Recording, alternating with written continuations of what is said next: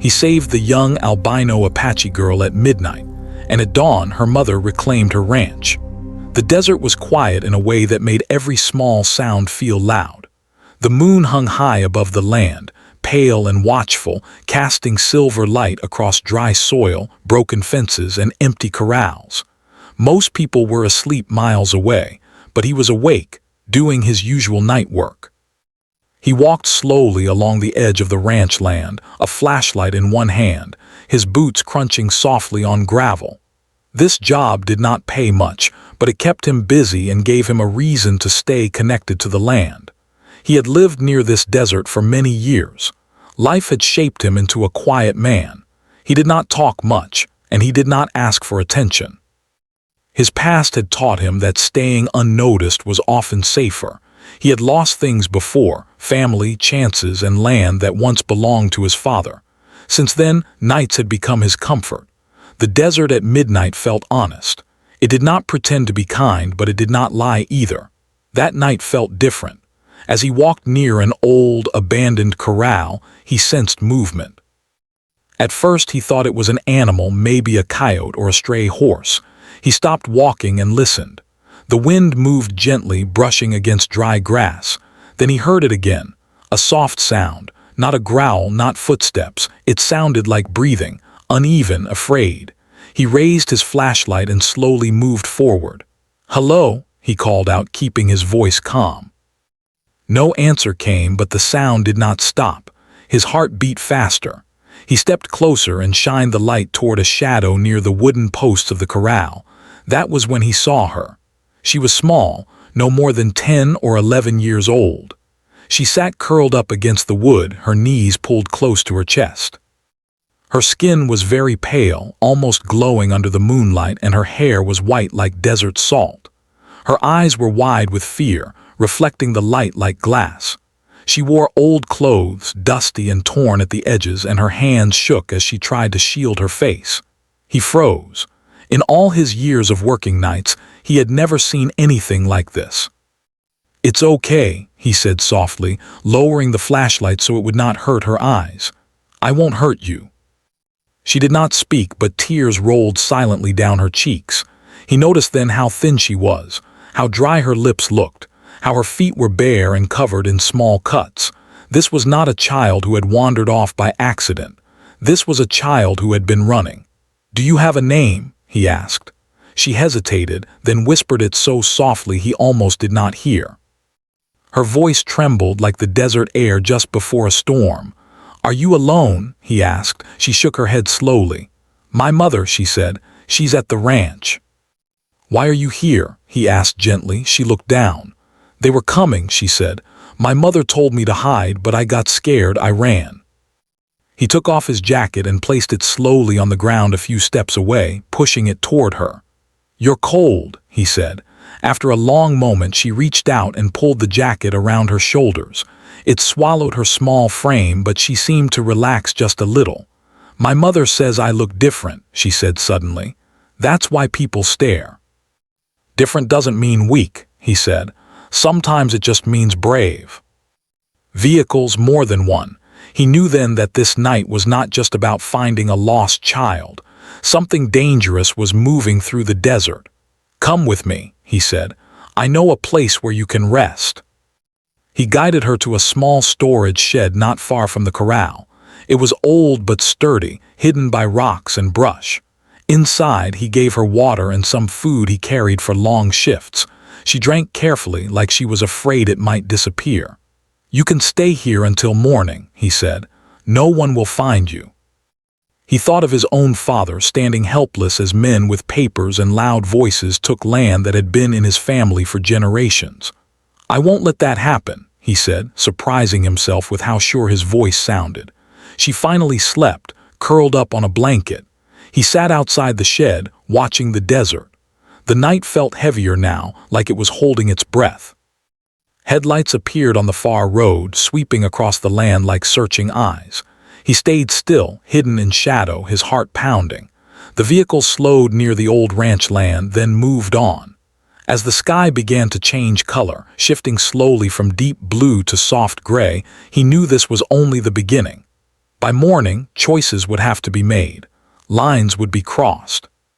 He looked back at the sleeping girl and understood something clearly for the first time in years. Saving her tonight meant standing up tomorrow, and he was no longer willing to stay silent. The sky slowly changed its color as the night moved toward morning. The deep blue faded into soft gray, and a thin line of light appeared on the far edge of the desert. The man had not slept. He sat outside the small shed, listening to the land, watching every movement, every shadow. The wind was gentle now, but his thoughts were heavy. Inside the shed, the young girl slept quietly. Her breathing was calmer than before, steady and light. He checked on her often, making sure she was still warm, still safe. Each time he looked at her pale face and white hair, something inside him shifted. He had seen many hard things in his life, but seeing a child forced to hide in the dark touched a place he had tried to keep closed for years. As the sun began to rise, the desert looked less frightening but no less serious. Daylight did not erase danger, it only revealed it. He knew the people searching for the girl would not give up easily. Fear was their tool and silence was what they expected from others. For a long time he had given them that silence. Today felt different. The girl woke up slowly. At first she looked confused, then scared again. When she saw him sitting nearby, her shoulders relaxed a little. "Is it morning?" she asked softly. "Yes," he replied. "The sun is coming up." But I was so scared. It would mean speaking up, being noticed, and possibly losing what little peace he had left. "Yes," he said finally, "I will." He stepped outside again and took out his old phone. He stared at the screen for a long time before pressing a number he had not called in years. The phone rang twice before someone answered. "I didn't think I'd hear from you again," a tired voice said on the other end. "I wouldn't call if it wasn't important," he replied. They spoke quietly. He explained what he had seen, who the girl was, and why she was in danger. He shared names, places, and details he had learned over the years but never spoken out loud. The voice on the phone grew serious. "This could change things," the person said, "but it won't be easy." Once words were spoken, they could not be taken back. Not long after, dust rose in the distance. A truck moved slowly along the dirt road near the ranch land. He recognized it immediately. It belonged to one of the men who often claimed authority over things that were not his. The truck stopped not far away. Two men stepped out and began walking, looking around as if searching for something lost. The girl watched from inside the shed, her body tense. "They're here," she whispered. "I see them," he said calmly. "Stay where you are." The other man's eyes moved past him, scanning the land. "We're looking for a child," he said. She wandered off. He returned to the shed. The girl was shaking. "They didn't find me," she said. "No," he said, "and they won't." She nodded eagerly. "She will be at the courthouse today," she said. "She said it was important." He helped the girl prepare to travel, making sure she was covered from the sun. They waited until the road was quiet, then moved carefully. Every sound made his heart jump, but they kept going. As they walked, the girl told him about her mother, how she worked every job she could find, how she collected old documents, spoke to elders, and never stopped believing the land would return to them. "She says the land remembers us," the girl said, "even if people forget." He knew this was no longer just about one girl. It was about choosing not to look away anymore, and the day was only beginning. The town looked small under the bright morning sun. Dust floated in the air as cars moved slowly along the main road. The courthouse stood near the center, old and solid, its walls carrying the weight of many stories. Some were about justice, others were about silence. Today, something important was about to happen there.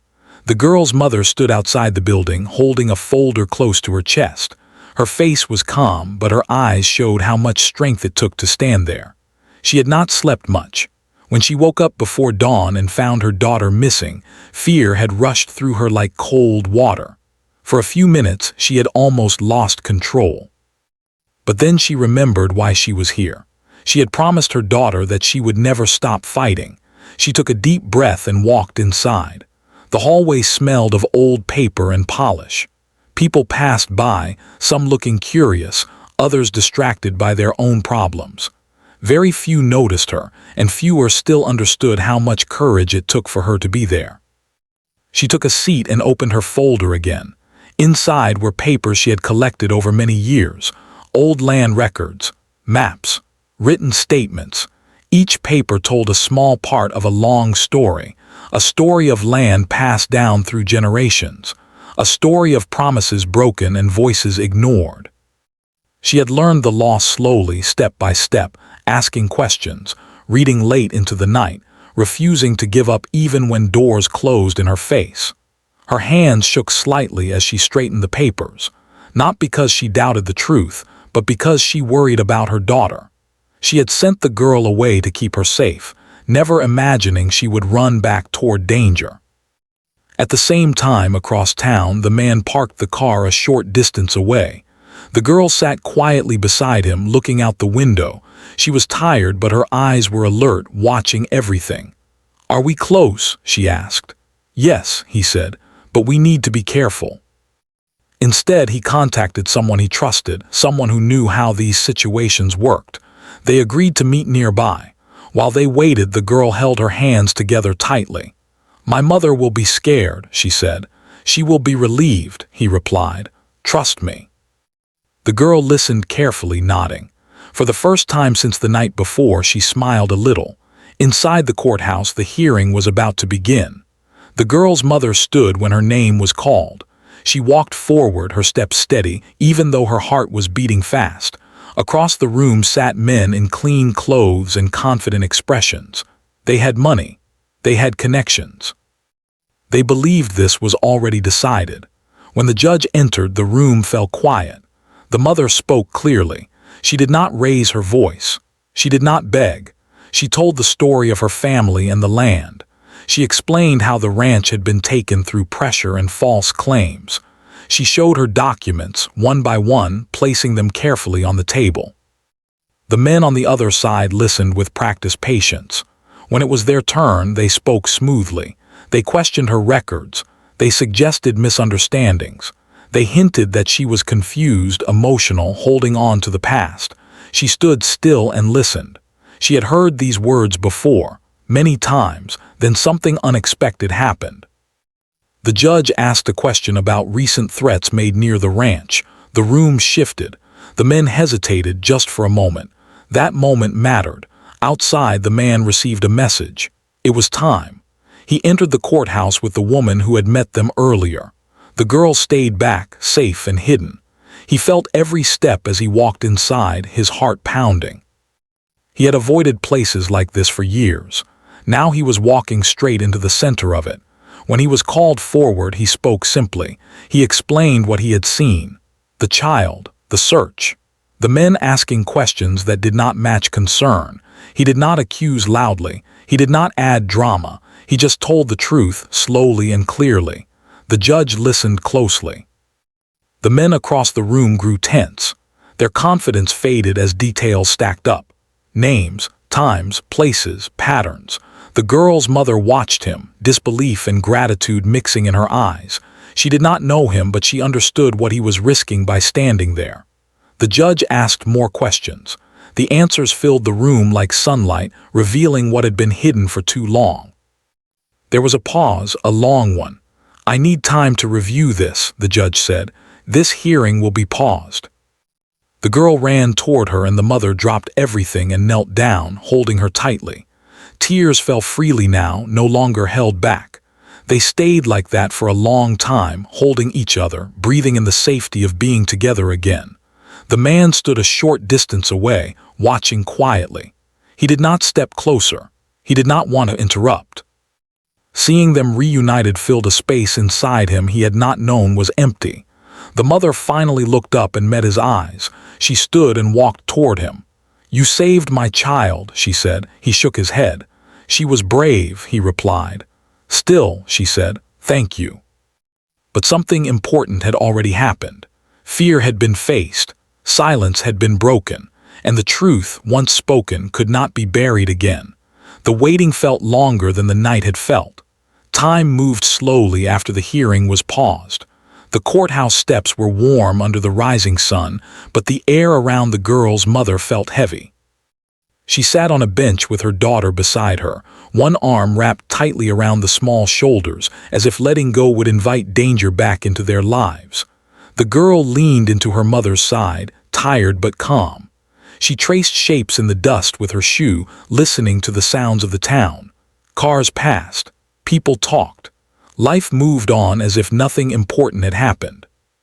But for them, everything felt uncertain. The man stood a little distance away, near a tree that offered small shade. He did not want to intrude. He watched the street carefully, aware that the men from the hearing might still be nearby. When he noticed unfamiliar faces watching too closely, he stepped nearer to the bench without saying a word.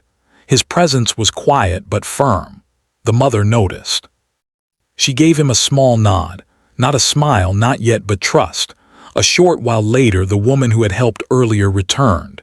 She spoke quietly to the mother, explaining that the judge was reviewing the documents and testimonies. There would be more questions, more checking, but for now the land transfer was stopped.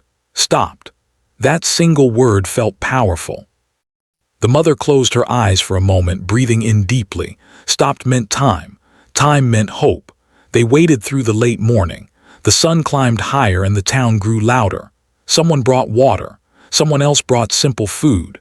Small acts of kindness appeared, unexpected and steady. The girl ate slowly, sitting cross-legged on the bench, her head resting against her mother's arm. The man watched this quietly. He thought about how close everything had come to going wrong. If he had ignored the sound near the corral, if he had chosen silence again, the thought made his chest tighten. Around midday, a courthouse worker stepped outside and called the mother's name. The girl looked up sharply, fear flickering across her face. "It's okay," her mother said softly. "Stay here." She explained the history of the ranch again, this time with more attention to dates and details. She described the pressure her family faced, the late-night visits, the warnings spoken in low voices. She did not exaggerate.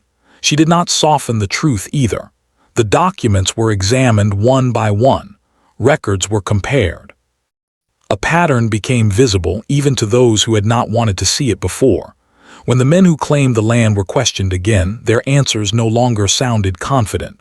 Small mistakes appeared. Timelines did not match. Their calm faces cracked just enough to reveal fear. The judge listened, took notes, asked for quiet. Outside, the girl swung her legs nervously. "What if they don't believe her?" she asked. "They will," the man said. "Truth has a way of standing tall even when people try to push it down. But it's going the right way." The mother stood still as if afraid to move. Then her daughter hugged her tightly, laughing and crying at the same time. People around them watched quietly. Some nodded in approval, others looked away. But the decision stood. Outside, sunlight filled the space in front of the courthouse. The mother stepped into it with her daughter at her side. She looked up at the sky, then at the land in the distance, as if she could already feel it welcoming her back. The man stood nearby. She walked toward him slowly. "You stood up when you didn't have to," she said. He shrugged gently. "I should have done it a long time ago." "You did it when it mattered." The mother stopped the car and stepped out. She placed her hand on the old wood, closing her eyes. "We're home," she whispered. The girl smiled. The man watched them, knowing that dawn had brought more than light. It had brought truth back to the land. The days after returning to the ranch passed slowly, but they felt full in a new way. Morning light touched the land gently, as if it were learning the family again. The mother woke early each day, stepping outside to breathe in the air she had missed for so long. The soil smelled familiar. The wind moved the same way it always had. It felt like the land had been waiting. The girl stayed close to her mother at first. Even in daylight, she sometimes looked over her shoulder, listening for sounds that reminded her of that night. Her mother noticed and never forced her to be brave too quickly. Healing, she knew, needed patience. The man did not leave right away. He helped repair broken fence posts, cleared old paths, and fixed a water line that had been damaged long ago. He worked quietly without asking for thanks. Being useful felt good, being needed felt even better. The mother watched him often. She saw how carefully he worked, how he always checked the land before stepping forward, how he listened more than he spoke. One afternoon she brought him water and sat nearby. "You don't have to stay," she said gently. "I know," he replied. "But I want to." The girl began to explore again. At first she stayed close to the house, then slowly moved farther out. She followed lizards across rocks, watched birds rise from the grass, and traced shapes in the dirt with a stick. The land no longer felt like a place to hide. It felt like a place to grow. One evening, as the sun lowered, she sat beside the man near the old corral. "You were not afraid that night?" she asked. He thought for a moment. "I was afraid," he said, "but some fears are smaller than regret." She was no longer alone. Each time she returned to the ranch, tired but hopeful, her daughter ran to her and the land greeted her with quiet strength. One afternoon, the judge's final notice arrived. The review was complete. The ranch officially belonged to the family again. There were no conditions left, no waiting, no uncertainty. The mother sat at the table, reading the paper slowly. Her hands trembled, not from fear this time, but from relief. She closed her eyes and let out a long breath she felt she had been holding for years. That night they lit a small fire outside. Nothing fancy, just warmth and light under the open sky. The girl laughed as sparks floated upward. The man sat across from them, feeling something he had not felt in a long time: belonging. "I don't know how to thank you," the mother said quietly. He shook his head. "You don't have to." But the ranch was alive again, and so were the people who cared for it. The girl grew stronger with each passing week. Her confidence returned, slow but steady. She no longer hid her face when strangers passed. She walked tall, learning that being different did not mean being less. One morning she stood at the edge of the land with her mother, watching the sun rise. "The land remembers us," she said. "Yes," her mother replied, "and now the world does too." And as the sun rose fully over the reclaimed ranch, the future felt open at last.